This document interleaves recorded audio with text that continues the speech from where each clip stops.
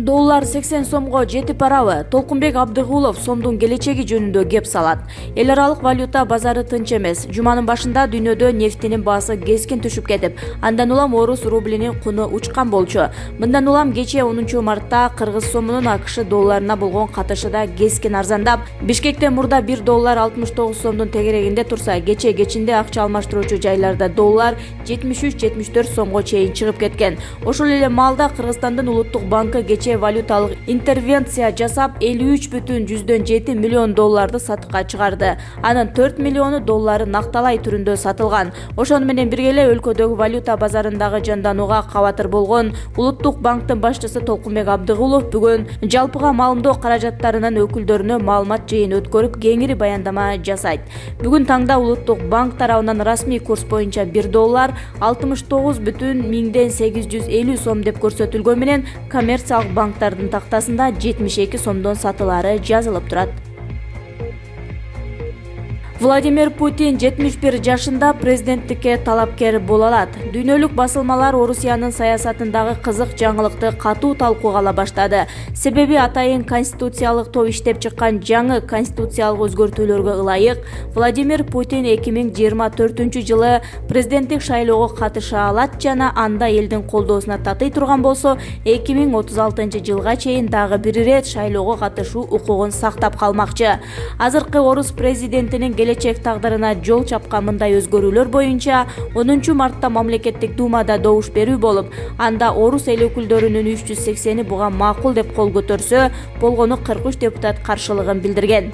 Ал эми Владимир Путин болсо бул келечектүү сунушка салкын кандуу карап, мындай вариант болушу мүмкүн, бирок Конституциялык сот мындай өзгөртүү баш мыйзамдын принциптерине жана негизги жоболоруна каршы келбейт деп расмий тапса гана ишке ашырылышы керек деген.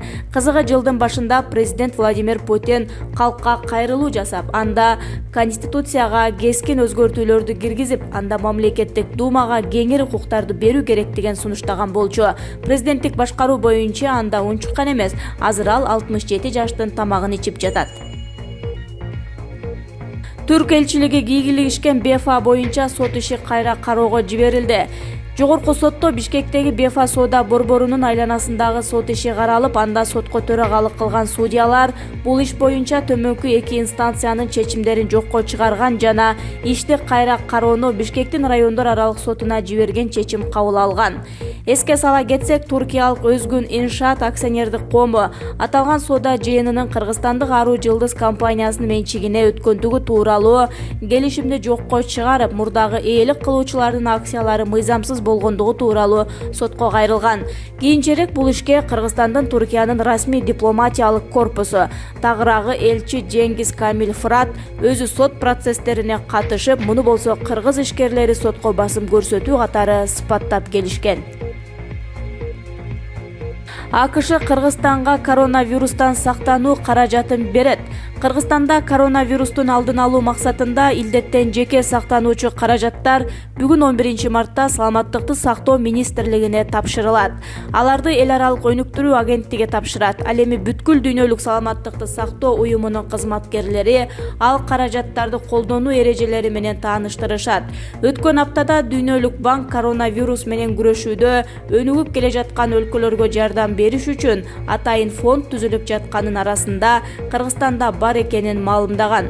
Саламаттыкты сактоо министрлигинин маалыматына караганда, Кыргызстанда коронавируска чалдыккандар катталган жок. Илдеттин өлкөдө жайылуусунун алдын алуу үчүн чек ара бекеттери күчөтүлгөн тартипте иштеп жатышат.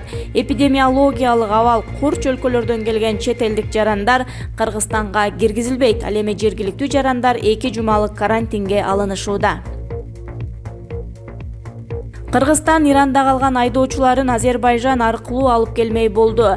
Бул тууралуу 11 мартта Кыргызстандын Тышкы иштер министрлиги кабарлады. Мекеменин маалыматына караганда, кыргыз тарап Азербайжандын тийиштүү мекемелери менен сүйлөшүү жүргүзүп, транзиттик коридор сураган.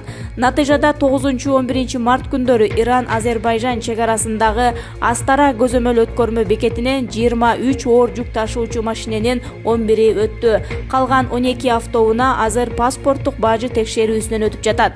Ташкы иштер министринин маалыматына караганда, Иранда калган кыргызстандык айдоочулардын жалпы саны 62 адам. Буга чейин Иран Түркмөнстан чек арасында коронавируска байланыштуу карантинде камалып калган кыргыз айдоочуларынын саны 76 экени, алар алып кетүүнү сурап президент Сооронбай Жээнбековго кайрылганы маалым болгон.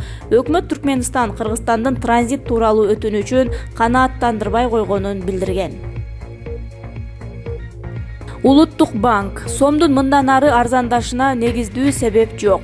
Кыргызстандын улуттук валютасы сомдун мындан ары арзандашына орчундуу негиз жок. Бул тууралуу 1 мартта Бишкекте өткөн басма сөз жыйынында Улуттук банктын төрагасы Толкунбек Абдыгулов билдирди. Сомдун курсунун мындан ары төмөндөшүнө фундаменталдуу себеп жок. Кыргызстандын экономикасы бүгүнкү күндө өсүп жатат. Коронавируска байланыштуу анча-мынча түзүмдүк өзгөрүүлөр болууда. Бул кыска мөөнөттүү гана таасир. 2-3 айдын ичинде баары өз ордуна келип, ушундай абалда калат.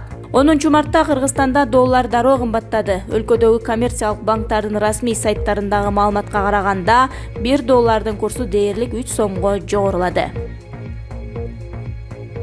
Талантбек Батыралиев учакта адам өмүрүн куткарды. Түрк аба жолдору компаниясы кардиолог, мурдагы саламаттыкты сактоо министри Талантбек Батыралиевке ыраазычылык билдирди. Буга 16 январда Бишкек Стамбул каттамында дарыгер учакта өзүн жаман сезип, кан басымы жогорулап кеткен 60 жаштардагы аялды куткарганы себеп болду. Түрк аба жолдору компаниясы дарыгерге: "Биздин жүргүнчүнүн абалына кайдыгер калбай, ага убагында медициналык жардам көрсөтүп, учактын экипажын колдогонуңуз үчүн ыраазычылык билдиребиз. Сиздин өз ыктыярыңыз менен адам өмүрүн куткарууга жасаган аракетиңиз биз үчүн маанилүү" деген кат жиберди. Батыралиевдин айтымында, жашы 60тан өткөн аял жүргүнчү учак көтөрүлгөндөн 2 саат өтпөй өзүн жаман сезип, буту колу тырышып сүйлөй албай калган. Анын кан басымы көтөрүлүп кеткени билинген. Дарыгер тийиштүү медициналык жардам көрсөткөндөн кийин аял өзүнө келген. Доктур мындай опурталдуу учурда учактын экипажынын даярдыгы да мыкты экенин белгиледи. Талантбек Батыралиев бүткүл союздук кардиология илим борборунун аспирантурасын бүтүргөн. Кыргызстан кардиология илим изилдөө институтунда илимий кызматкер. Англия менен Туркияда иштеп, бир нече жыл Кыргызстандын саламаттыкты сактоо министри болуп турган. Борбордук шайлоо комиссиясы: Ош шаарында жаңыдан каттоого тургандар шайлоодо добуш бере албайт. Жергиликтүү кеңешке шайлоо өтө турган шаарларга жаңыдан каттоого турган жарандар шайлоочулардын тизмесине киргизилген жок. Бул тууралуу БШКнын мүчөсү Абдыжапар Бегматов парламенттин жыйынында билдирди. Белгилей кетсек, шайлоону турлай Ош шаарына 35.895 киши, Караколго 3.159 адам каттоого турганы белгилүү болгон. Бир эле Дарекке 1000 адам катталганы аныкталган. Бул боюнча сотко чейинки өндүрүш ачылып, укук коргоо органдары иликтеп жатат. Жашаган жерин өзгөрткөн жарандарды шайлоочулардын тизмесине киргизген жокпуз. Анткени алар жатаканага же башка жерлерге каттоого турган. Жергиликтүү кеңешке шайлоо өтө турган 30 аймакта 340.470 шайлоочу болгон. Тактоолордон кийин шайлоочулардын саны жалпысынан 2066 адамга эле өстү. Ал эми Ош шаарында 576га көбөйдү. Калганын укук коргоо органдары териштирип бүткөндөн кийин гана тизмеге өзгөртүү киргизүү чечими кабыл алынат, деди Бекматов. Ал ошондой эле Ош шаарына жаңыдан каттоого турган 30 миңден ашуун жарандын азырынча добуш берүүгө укугу жок экенин белгиледи. Укук коргоо органдары 28 мартка чейин чечим чыгарышы керек. Эгер кечиктирилсе, алар шайлоого катыша албайт. Эске салсак, 12 апрелде Ош, Каракол, Балыкчы, Токмок жана Майлы суу шаардык кеңештерине жана 10 айылдык кеңешке шайлоо өтөт.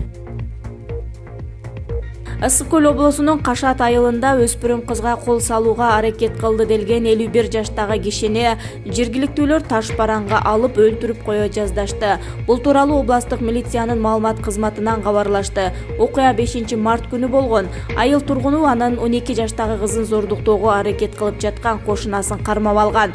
Ошол замат жаштар чогулуп, аны бакка байлап алып, таш менен ура башташкан деп айтылат билдирүүдө.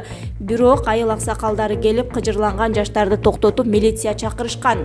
Учурда шектүү Караколдогу тергөө абагына 2 айга камакка алынды. Ага карата Кыргыз Республикасынын жазык кодексинен зордуктоого аракет кылуу беренеси менен кылмыш иши козголду. тарыхта экинчи адам ВИЧтен толугу менен айыкты. Дарыгерлер тарыхта экинчи адам ВИЧтен толугу менен айыккандыгын тастыктады. Бул туурасында Lancet журналы жазды. Эки учурда тең ооруну жуктуруп алгандар донордун жардамы менен сөөк чучугун алмаштырган. Биринчи адам берлиндик пациент Тимоти Рэй Браун. Ал мындан 13 жыл мурда айыгып кеткен. Экинчи киши лондондук пациент деп аталат. Андан 30 айдын аралыгында оорунун белгилери байкалган эмес. Вирус кандан жок болуп кеткендигин Кембридж университети жасаган изилдөөнүн жетекчиси Равиндра Гупта айтып берген.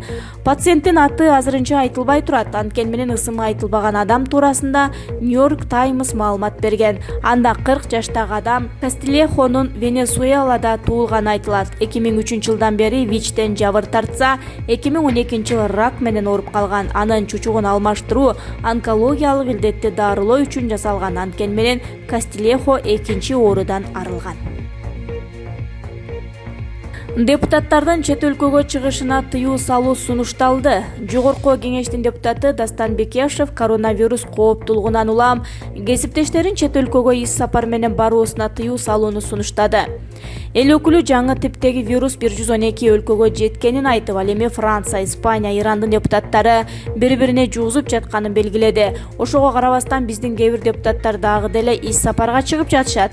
Урматтуу төрага, сиз ушуга тыюу салбайсызбы? Кээ бири Германияда жүрүшөт. Ал жакта 1000ден ашуун адам коронавирус жуктуруп алган. Келгиле ис сапарды да токтотолучу. Төрага буйрук чыгарбайсызбы? Азыр дүйнөдөгү көпчүлүк парламенттер ушундай кылып жатат. Депутаттарда чет өлкөдөн келгенден кийин 1 айбы же 2 жумабы карантинге жатсын, деди Бекешев. Ал эми төрага Дастан Жумабеков учурда ис сапарларды токтотуу боюнча сүйлөшүү болуп жатканын билдирди. Өз демилгеси менен кетип жаткан депутаттарга да эскертүү берилерин кошумчалады. Мындан тышкары, жогорку кеңешке сырттан келген конокторду кабыл алууга чектөө киргизилген. Атап айтканда, иш-чараларды өткөрүүгө жергиликтүү кеңештин депутаттарына, окуучу студенттерге Ак үйдүн ичине экскурсия жасоого тыюу салынды.